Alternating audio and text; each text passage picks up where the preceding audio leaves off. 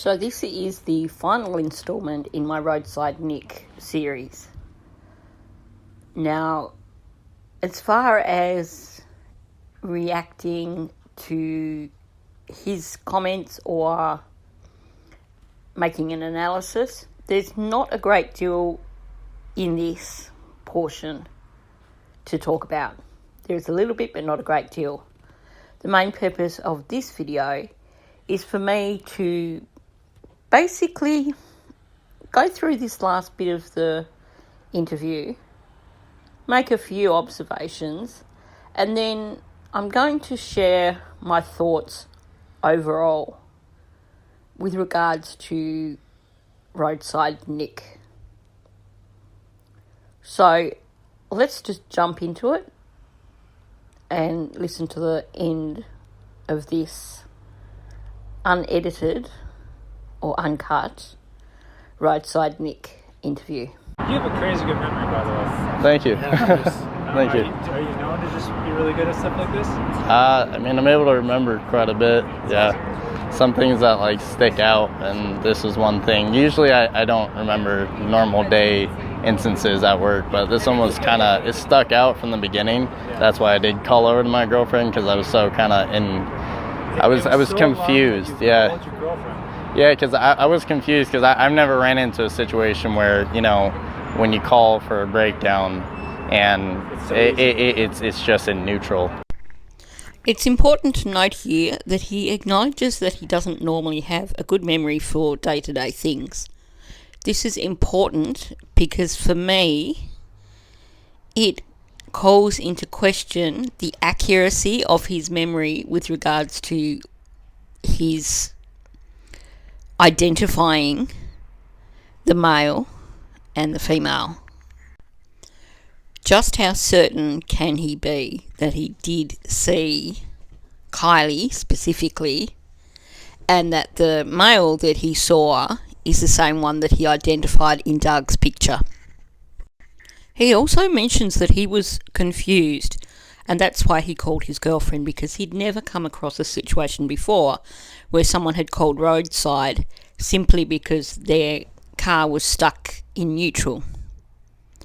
So if you were confused and you called your girlfriend, wouldn't you have then mentally gone through the situation even more after your conversation with your girlfriend and decided that there were red flags and that you should possibly call authorities? Just a question. So is there a specific uniform that you wear, or do you just dress casually? I wear a uniform, yeah. Because I'm thinking maybe Friday you wore a specific hat, and then maybe you took a selfie that same day. That would be a way to pinpoint it. Because if this is the day after, this could be super key. That date changes a lot. Okay.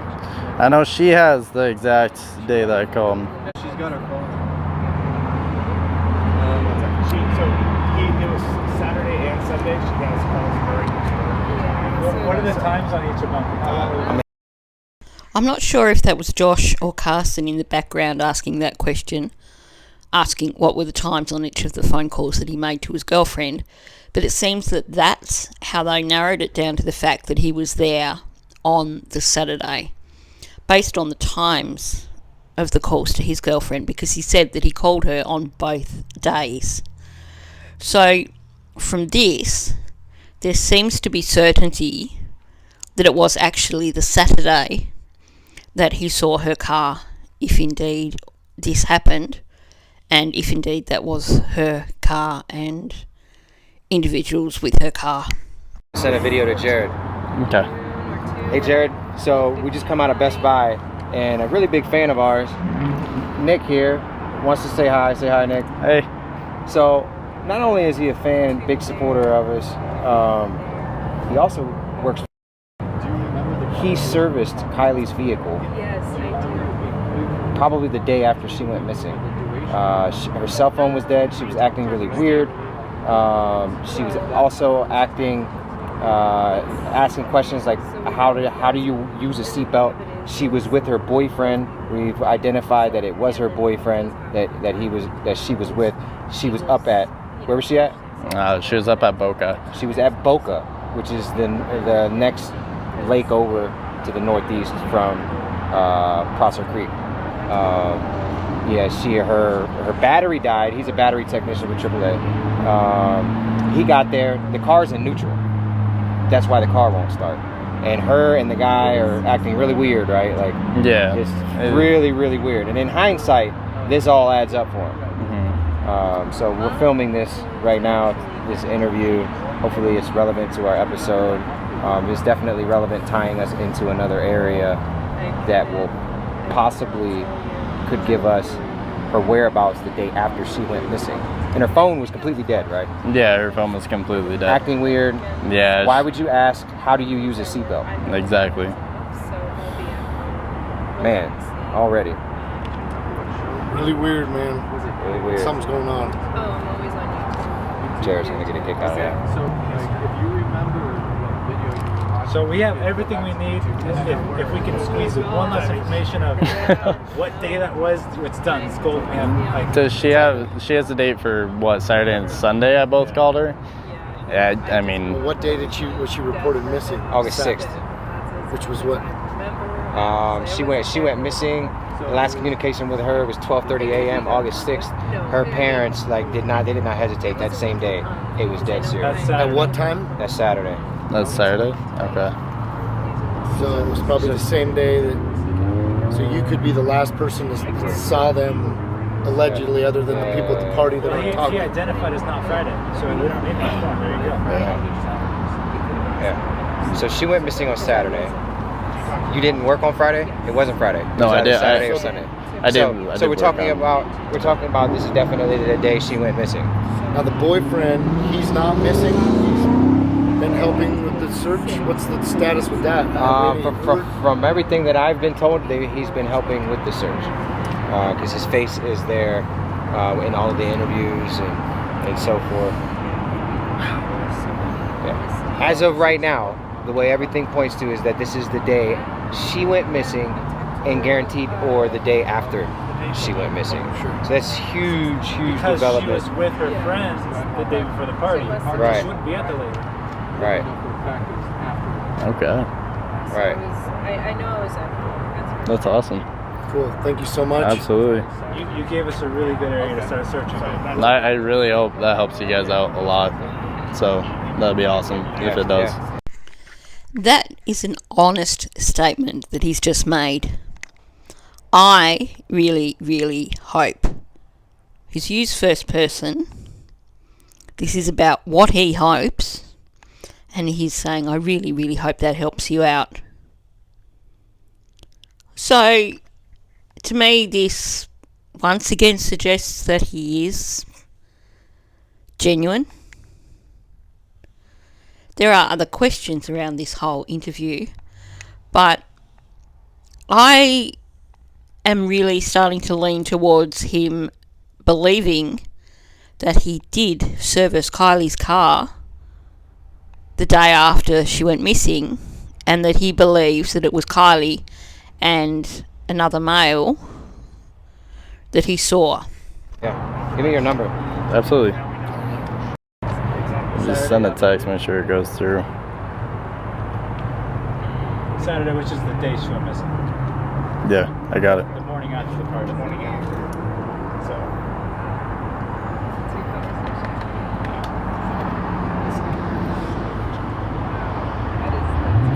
So was she supposed to be back Friday night? She never made it back? Correct. Saturday's when she was reported missing. Correct. really quick, Doug, can you go into detail to camera A about this guy and maybe talk about the car sipping thing? No. Okay. What was the question? We can do it tomorrow. We can't be going out of our way to imply guilt. Implying is an area we can't go into. Okay. Yeah, that's fine. Okay, well then I would just... Is okay. It's all alleged. But once we start drilling, it's considered implying. We can't imply. Now, if they charge him with something, yeah, we can record something else. A follow up. We want to make a note of that. Two things from this. Firstly, he's saying that we can't really accuse anyone, and yet he has quite clearly identified this individual as Kylie's boyfriend. Now, as far as media were concerned, the boyfriend was Jagger. Nothing was known about the more recent boyfriend that she'd had. That is only information that came out after the fact, thanks to research by content creators. So, first of all, unfortunately, Doug did specifically identify Jagger here, which is a shame because I personally don't believe that it was Jagger, and I think there's a misidentification happening here.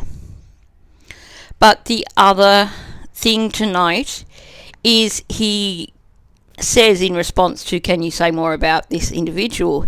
He says, if there are charges laid, then we can come out and say more about it. This is an explanation for a comment that was made and which people have been questioning for ages and ages and ages, which was, the comment had been something along the line of, there'll be more for us to say or to release depending on how things go with the investigation. So I think this is precisely what they were referring to, saying that were there charges made against this boyfriend that Doug identified, that then they would have more to say, more to release. So my personal opinion is that they actually did cross a line here, and that they have given far too much information which directly implicates the boyfriend.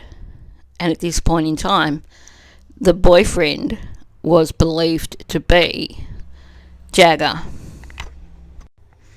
And my opinion is this: as much as we were all screaming out for the release of the uncut version of this Nick video, I think that it was a poor decision to release it, because what's happened here is that they have made accusations against someone who, as far as we know, is entirely innocent.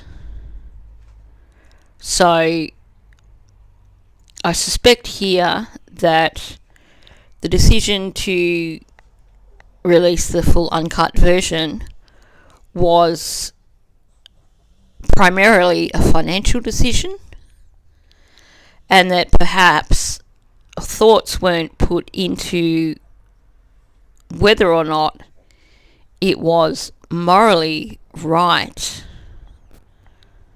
to release this video. That's different. Okay. I think we have everything we need. Yeah. Talk to the black. You didn't say who you worked for. We were careful not to. We used allegedly. Yep. That's disclaimer. All right. Yeah. I think we did good. Okay. Got some good info. Thanks so much. That's so Deal. awesome. Okay, so the wrap up. First of all, we need to consider the psychological aspect here. Now, Nick hasn't identified precisely what it was about the missing poster that drew his attention and made him believe that that was Kylie's vehicle and perhaps Kylie that he had seen. Now, my speculation has been that he identified the vehicle. If you are someone who does a job like roadside assist, then you do become quite familiar with vehicles, you know the models and types, and perhaps he had in his mind that he had serviced a Honda CR-V at Boca Reservoir that particular day. Now, we can't necessarily be 100% certain that that was Kylie's car that he serviced. Remember at the start of the video, he commented that it was a sedan and then corrected himself and said it was an SUV. We have presumed that the vehicle was Kylie's, but the most we can be certain of is that he believes that it was Kylie's vehicle. It fits. We know that there were multiple witnesses who came forward and said that they saw Kylie and or her vehicle at Boca. And interestingly enough, when you look on the map, the location where he serviced that vehicle is pretty much adjacent to the location that you can see on Google Maps where people go and do donuts. If you look on Google Map, there is one location where the ground is just all torn up from people doing donuts. But going back to the psychology side of things, the brain is an incredible thing. We can convince ourselves, and others can convince us, that we have seen things that we didn't see. What do I mean by that? He sees this missing poster. He wants to help. That's human nature. And perhaps his brain goes to the fact that he saw a blonde girl the day that he serviced that vehicle.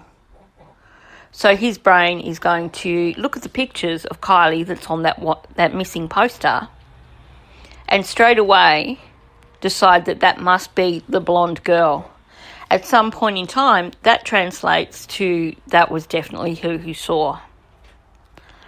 It's easy for us to convince ourselves when looking at pictures that that is the individual that we saw because that's what the pictures are suggesting to us.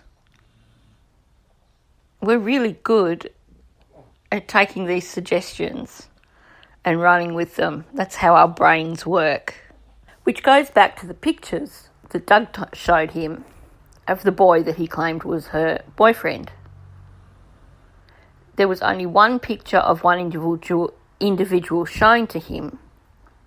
So immediately the brain goes, well, that kind of matches the image that I have in my head. So that must be the person that I saw.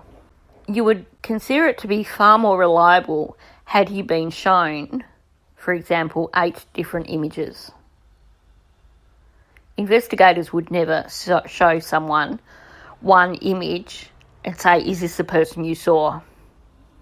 Because the power of suggestion means that you've got a 95% chance that even if it wasn't the person they saw, that they are going to believe that it was. So in terms of him specifically identifying Kylie and this individual that they refer to as the boyfriend, I really don't put much stock on that at all. Don't forget also it was a week between when he saw the missing poster and when he attended the vehicle. And some people are like, well, you know, significant events you can remember, but you just have to look at the multitude of psychological studies that have been done where someone can be standing in a supermarket and a person walks straight past them and 2 minutes later they are asked to describe that person and they'll confuse the features. There's just so much research which shows how easy it is to misidentify an individual if you are given the suggestion that this is the individual who it should be. So I really don't believe that we should be putting any worth on the suggestion that it was Kylie and her boyfriend that he saw. Adding to that, let's not forget the fact that aside from the cap, he really didn't identify anything that would make us think that it actually was Jagger. The hair was wrong. The complexion sounds wrong. And in my opinion, the height sounds wrong. Now, let's talk about the actual call-out itself. Now, it is my understanding that if you are going to call for AAA, that when the technician arrives, that you need to provide ID and a membership card. Now, it's possible that this individual was able to provide Kylie's ID and a membership card, because if that was Kylie's car, then Kylie's cards and specifically her ID should have been in that vehicle. Of course, the question is if that ID was attached to her mobile phone in some way, like a pocket on the back or something, or if she carried it in another way, or if ID and membership card just simply weren't provided. There's a big question there for me over identification and membership card. How was that carried out? It's a shame that Adventures with Purpose didn't ask about that. Okay, let's talk about the seatbelt question. Now, he said that was one of several curious, odd questions. I'd very much like to know what the other questions were, and like I said in one of the early videos, I actually suspect that perhaps the seatbelt question was just as a throw-in to add a few extra questions, because this individual couldn't actually figure out how to properly operate the CRV. That's my opinion. Go and watch my Prius video if you haven't already done so, and that will explain what I'm talking about. But I think most of us, when we hear the question about the seatbelt, also question why ask how to really secure a seatbelt and how to secure it to someone's actual belt.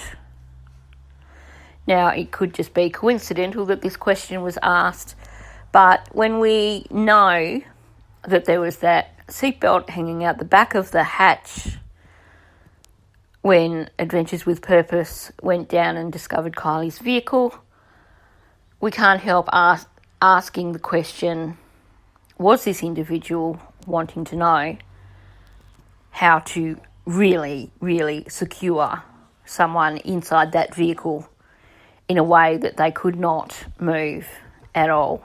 Now, I actually looked up AAA in California because I had questions. And the thing that I find interesting is that they don't necessarily use qualified mechanics. They refer to their staff as technicians. They also mentioned that they contract out to other companies. Now, what I could find about that was that their technicians actually have limited capabilities as to what they can offer on a call out. They can take fuel to someone. They can provide a replacement battery if that's needed. They can test the batteries and they can jumpstart vehicles. They can offer towing, and they can offer vehicle mechanical assessments. Now, in terms of assessments, etc., there is specific equipment that is used throughout the area by AAA. So it's obviously stuff that is bought bulk from particular companies and is part of the setup of a AAA service vehicle. Meaning that for a person who does work as a AAA technician, they actually don't have to have mechanical knowledge or skills whatsoever. They only need to know how to use a few of the analytical tools that are provided. How to test a battery, how to test an alternator, and presumably, in terms of finding out what's wrong with a vehicle and then towing it to a reputable mechanic, I would imagine that that is also done by accessing the vehicle's computer and finding out the information that way. There is no expectation for them to have mechanical knowledge to be able to actually say what is wrong with the vehicle. So that answers a lot of questions for me. Because for me, the big question from the beginning was, why does he come across as being not mechanically minded? And I've discussed this at several points in the previous video, so I won't continue with that. But to me, he really came across as someone with very little knowledge of actual vehicle mechanics. And things he was saying made me think that he didn't have a lot of knowledge of vehicle mechanics. So now I realise that he probably isn't a mechanic. Probably had very, very limited knowledge. So that the information that he was giving was basically the information given by a technician who didn't have the additional information to give, if that makes sense. Now, the other thing with AAA services, aside from them not using qualified mechanics, now membership for AAA has to belong to an individual who is over 18 years of age. They can have a husband or partner on that membership, so there can be 2 adults on that membership, and then any dependents who are still living at home. So that AAA roadside assistance would have actually been Lindsay's, perhaps, or family roadside assistance. And I guess that makes sense. If you've got a teenage daughter, then you are going to want to have roadside assistance.